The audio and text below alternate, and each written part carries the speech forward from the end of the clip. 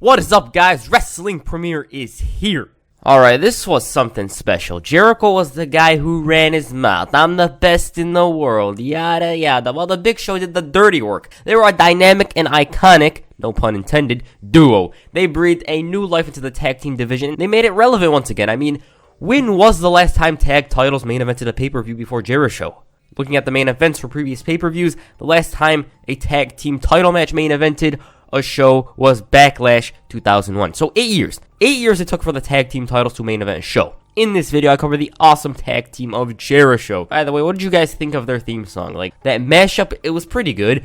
As for the other one, like the original mashup, that was horrendous and it's pure trash. And I recommend you go check it out to see how bad it was. Also, the way Jeri-Show held the titles, they held them in high regard and they brought up the prestige of the titles. Anyways, with that said, let me give you a little background as to how Jeri-Show formed. But before I do, let me just say, make sure you subscribe to the channel if you enjoy the content. I upload every 2 days and it's simple as that. If you like the content, just hit that subscribe button. We are on the road to 40K. With that said, let me just say that what happened yesterday or 2 days ago was just unfortunate. Like, Shaq, he's missing. I couldn't believe that when I read that. When I was making this video, I thought of like scrapping it and making it for another day because he's kind of involved with it. And it's just so unfortunate. Like, there's not really a silver lining, but there's one thing to be said about his character is that he was a hero. He stopped a robber from robbing a gas station previously, and this time he saved his son from drowning. So basically, he died for his son.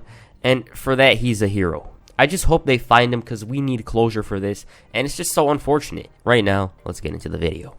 After losing the Intercontinental Championship to Rey Mysterio, Chris Jericho expressed his frustrations. He let Teddy Long know that he was displeased with how the match went, and he wanted his contractually obligated rematch for that night. Teddy Long refused to comply with Jericho's request, and he let him know that he's gotta get the hell out of his office. Chris managed to put some fear into Teddy's head by informing him that he may not last 5 years, as at this point, Teddy Long was on probation. Also, Edge had barged into Teddy's office earlier on, and he also let him know that he's on probation, meaning that he can put in a good word to Vince to get rid of him. And to add the stress of Vince shouting at him earlier, Teddy had no choice but to keep Jericho and Edge, the top heels of SmackDown, happy.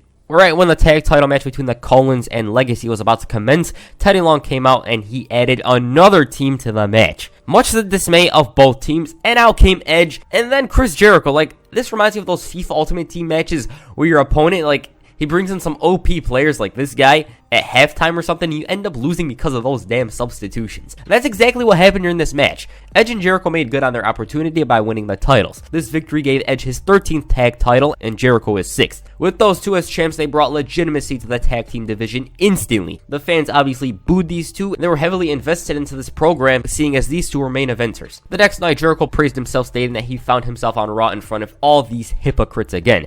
Edge then said that the reason why Jericho is here is because of him. He went up to Y2J and he called for them to unite against inept management. And now they stand before everyone as the unified tag team champions. Now this run seemed like it was destined for something amazing, but at a live event, Edge unfortunately tore his Achilles. This threw the whole program right out of the window, as Edge was set to eventually feud with Chris Jericho heading into WrestleMania 26.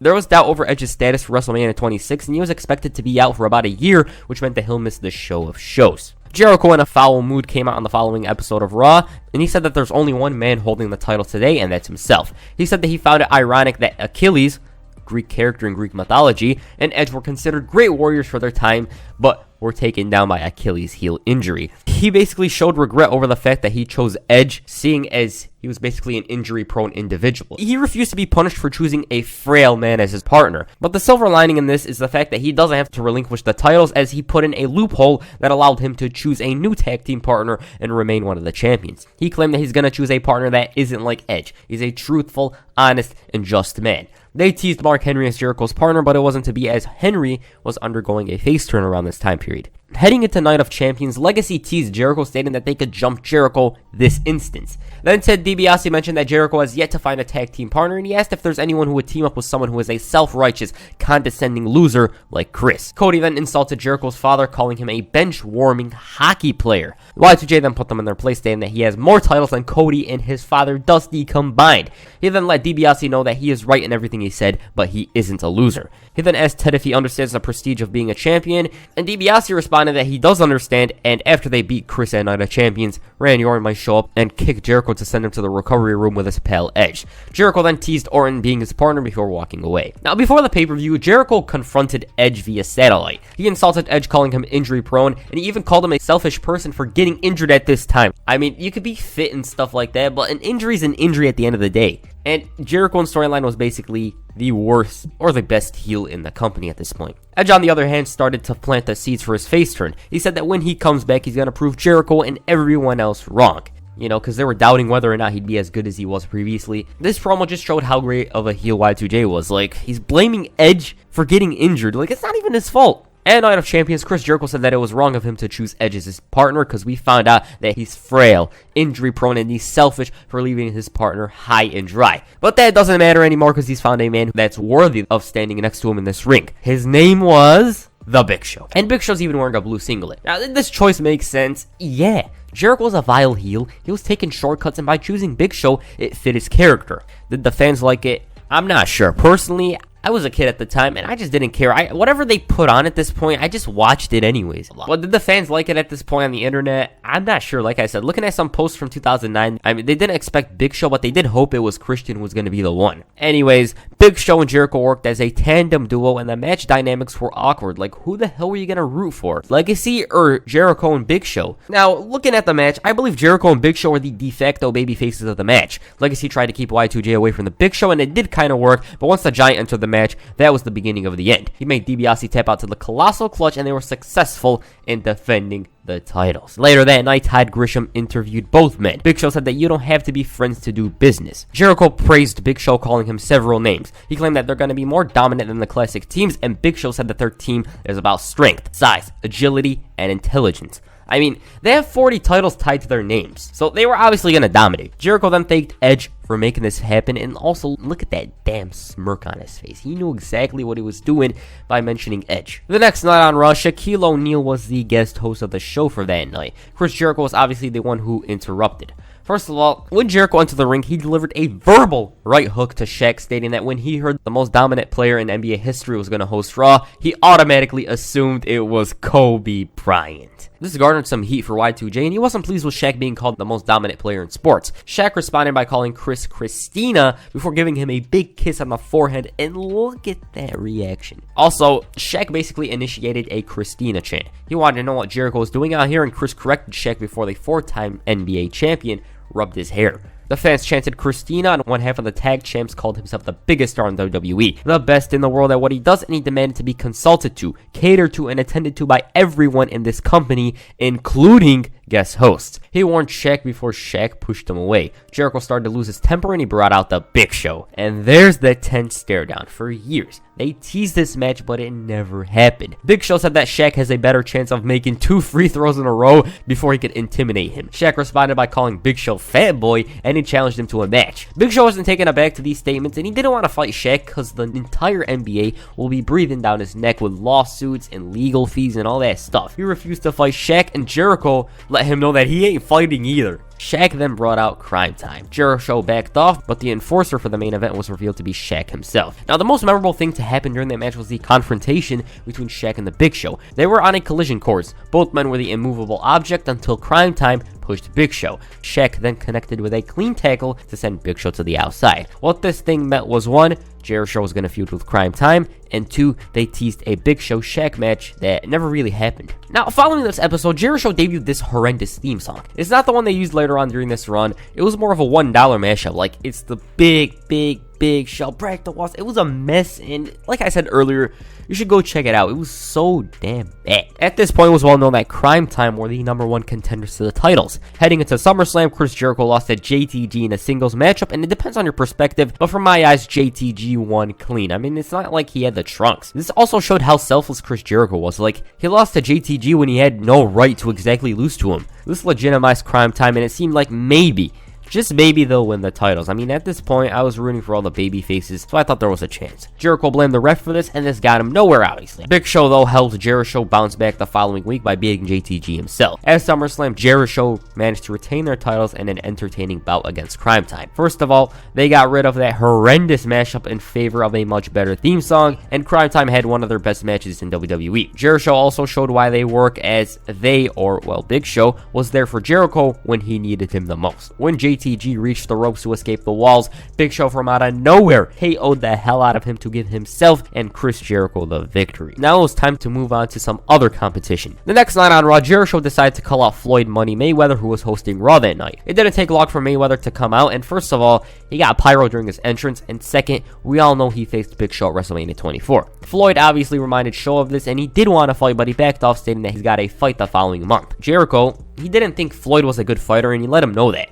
He let him know that Juan Manuel Marquez was going to knock him out on September 19th. And Big Show said that maybe right after that, they'll wipe him off the face of this earth. MVP decided to make his presence felt, and he called Big Show a big dummy, and he claimed Jericho tried searching through the Oxford Dictionary for some big words. Jericho, though, was the voice of reason, mentioning Floyd knocking out Big Show at WrestleMania was because he had 18 of his friends with him. MVP didn't want to hear Jericho speak, and by the looks of it, and in my eyes, MVP was so damn over during this time period, and I'm shocked that he never got an actual program against Randy Orton. MVP said that if somebody were to beat Jericho for the titles, then we'd never ever hear Jericho speak again on Raw. MVP then asked Floyd if he managed to get a partner to face those two and beat them later on. Will they get a title match at a pay-per-view? Floyd loved this idea, and out came Mark Henry, who was also pretty over during this time period. As for that match, Floyd Mayweather made his presence felt by handing MVP some brass knuckles to help him win the match, therefore giving them a title match against Jeri-Show at Breaking Point. Now, following this match, Chris Jericho, and a little side note, this doesn't really involve Jeri-Show, Chris Jericho participated in a round of The Price is Right. This was a pretty entertaining segment. Like, Chris Jericho didn't want to be a part of this, but Bob Barker, the host, insisted and forced him to be a part of it. Jericho wasn't in a happy mood, seeing as he didn't want to be there at all. Barker asked Jericho for the price he bid on a DVD, and he continued to make fun of him. As for Jericho's answer, well, it wasn't $25 or anything like that. He said that no one calls him Chris, and all Bob wanted was the damn bid for the DVD. Jericho said that he's one half of the tag team champions, and Barker took it as his bid. Jericho was pissed, stating that it wasn't his bid, and all of a sudden he actually wanted to be a part of this. Barker threatened to take him over his knee, and shockingly, in the end, Jericho won with the $1 bid, meaning he won a DVD. What this also meant was that he's got another opportunity to win a trip to Hawaii.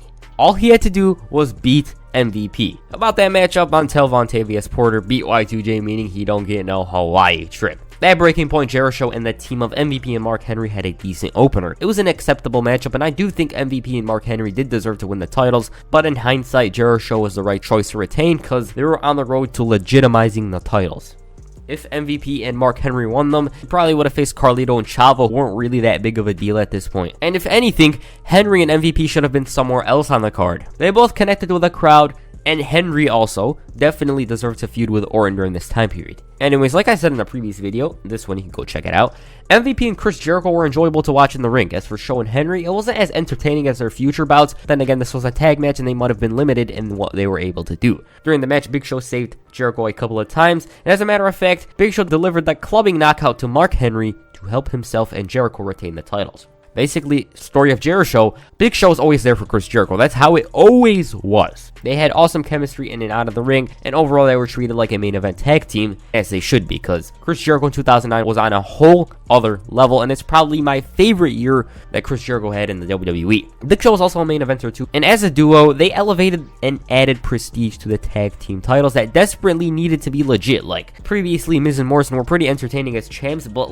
how many times did they appear on Raw? I don't think they really appeared that much. On that week's SmackDown, Jeri-Show began a feud with their toughest challengers yet, Batista and his partner. First of all, Batista beat Chris Jericho, and seeing as Big Show's confident in his abilities of beating a rusty Batista, he challenged the Animal to a matchup the following week. The Animal did struggle throughout the match, but he managed to cruise through the Giant. Well, not really. Let me explain everything. Chris Jericho got involved to cause the DQ, and for some reason, Batista adopted the ankle lock. He locked both men in the hold for some reason, and I have no recollection, no memory of this at all. Do you guys remember Batista using the ankle lock? Because I personally don't. Who knows? Maybe he actually did, but I have no memory of it. Later that night, Batista revealed his tag team partner to face Jeri-Show Hell in a Cell was Rey Mysterio. Heading into the pay-per-view, there wasn't really much interaction between these two teams. Jeri-Show did appear at the 10th anniversary SmackDown party where Michael Cole puked on Y2J, and it was overall an embarrassing moment for Jericho. Cole had some bad shrimp, and as a result of this, Big Show barked too. I just had to mention this because I just did. I don't even know why I did, to be honest. Anyways, the tag match at Hell in a Cell was good. Big Show and Chris Jericho's experience helped during the match. Rey Mysterio was a bit selfish, preferring to get the job done himself, and this basically cost him the match. He didn't really want to tag in Batista, as that make him look inferior to his opponents, I guess. That's how I saw it. That's how my perspective was on this match. Batista and Rey nearly won, but Jeri-Show were in amazing form. Rey got KO'd in midair, and he lost the match. Obviously, Batista was tagged in during the match, but like I said previously, Rey Mysterio basically cost the team the match. The next night on Raw, Jeri-Show finally began a feud with D-Generation X. It was Jericho's mouth that got him into this situation. Anyways, Ben Roethlisberger was the guest host for this night. Jeri-Show obviously confronted him, and Chris was donning the SVR 2011 suit as he entered the ring to trash the defending Super Bowl champ. Big Show wanted to know why in the hell do they call him Big Ben.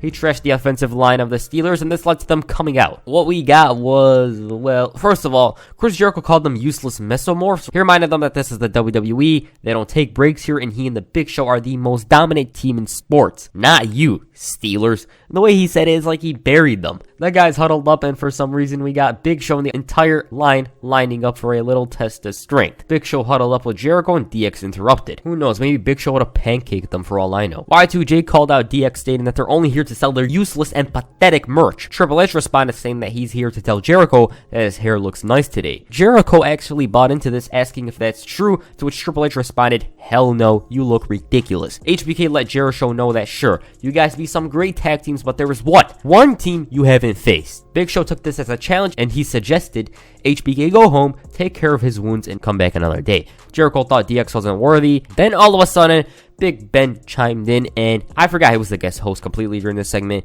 He booked Jeri-Show in a matchup against DX, and he showed favoritism towards HBK in the game. As for the match, DX neutralized Big Show, and Jericho said screw this, but then the Steelers came out once again, and Chris had nowhere to go. He knew he was effed, and he was on the receiving end of the sweet chin music. Triple H went for the cover, and they won the match. They celebrated as Raw went off the air. Meanwhile, there was some tension between Jericho and the Big Show. First of all, Chris Jericho was named to be the captain of Team SmackDown for bragging rights, and Big Show on the other hand had to be his tag team partner to qualify for Team Raw. They showed respect to one another, and they were wrestling for a bit, but Chris was like not even in the mood to really fight. He lost by count out, and not because he ditched the match, it's because Big Show shoved him off the apron. Heading into bragging rights, Chris Jericho and Big Show were in awkward situations. Snoop Dogg booked Jericho in a matchup against HBK, and a little side note, Snoop Dogg won 6-9-0. He got to host Raw. Just joking, by the way. Anyways, that main event never began because SmackDown and Raw brawled. At bragging rights, a whole other SmackDown team turned up because the other team lost a match and were replaced, kicked out. As for the match, decent. It obviously could have been better. I love these matches where like 15 guys are teaming up to face each other, and it just brings us some special moments, although this one wasn't really that memorable, to be honest. Anyway, SmackDown won this one because Big Show didn't want to be a team player. He turned on Raw, and his reasons were apparent until later on. For now, though, Jericho got the opportunity to celebrate with his SmackDown buddies as they were victorious. The next night on Raw, Big Show said that despite what happened last night, he's a proud member of the Raw roster. Jericho then said that Big Show did what he did because he's a man of loyalty, and his loyalty towards him succeeds his loyalty for Raw and for all these amoebas. Big Show wanted to get something off his shoulders, but Jericho interrupted. He thanked Big Show for ending the tyranny of DX, and he called himself the genius that was behind everything. Big Show admitted that he did what he did at bragging rights for himself and his career. He revealed that he struck a deal with Teddy Long that gives him a title match against The Undertaker later on. Jericho, like a home wife, told Big Show that he needed to know everything, like, you're doing this stuff behind my back. Big Show responded, well, what do you want to know? What I had for breakfast? Then one of the worst guest hosts during this era came out, Kyle Busch and Joey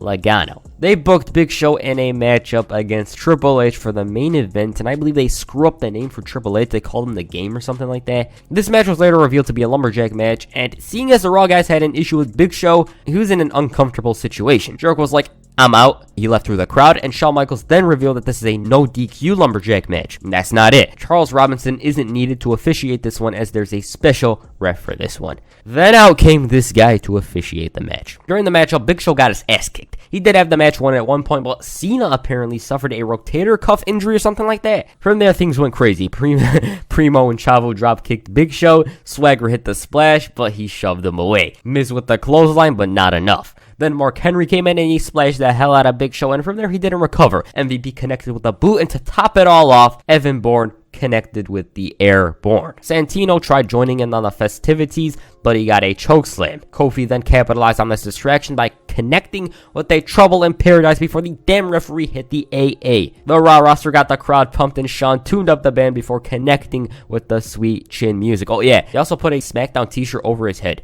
Triple H then hit the pedigree and he won the match. This was pretty fun. All the guys united to take out the traitor, but once the ass kicking ended, there was light at the end of the title for Big Show. On the October 30th, 2009 episode of SmackDown, Chris Jericho demanded a World Championship match. He called Teddy Grant to show a title match behind his back, one of the most underhanded, devious decisions he made. He called himself the face of SmackDown, and he claimed that he single-handedly brought SmackDown glory at bragging rights. Kane appeared and he demanded a title match too. They went back and forth with Jericho making fun of Kane's win-loss record against his brother, and Kane decided, let's try to chokeslam. Teddy Long, though, begged for him to stop, and he booked both of them in a main event with the winner facing The Undertaker at Survivor Series. For that match, Jericho kind of hit a codebreaker in midair to win. Keyword kinda. This meant Jeri-Show both get the opportunity to win the title at Survivor Series. Heading into the event, Jeri-Show continued to develop a feud with DX, and there wasn't much tension between the two initially. The Undertaker, meanwhile, let Jericho know that his soul will be with him. Jericho heard this and he interrupted. At this point, both of these men never faced off, and I never really thought about it at this time,